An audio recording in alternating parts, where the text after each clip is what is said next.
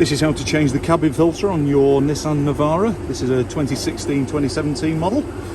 And as you can see, it's going to be hidden behind the glove box. So I'm going to take the glove box out first. So open the glove box, give it a little tug towards you. Jiggly jiggle, out it comes. You can see this flat plate here, two clips on each, one on each end. Can be a little finicky.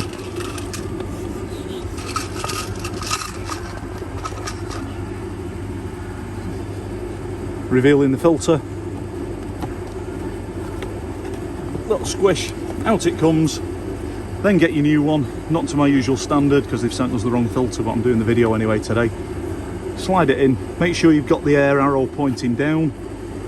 Then literally clip it back on.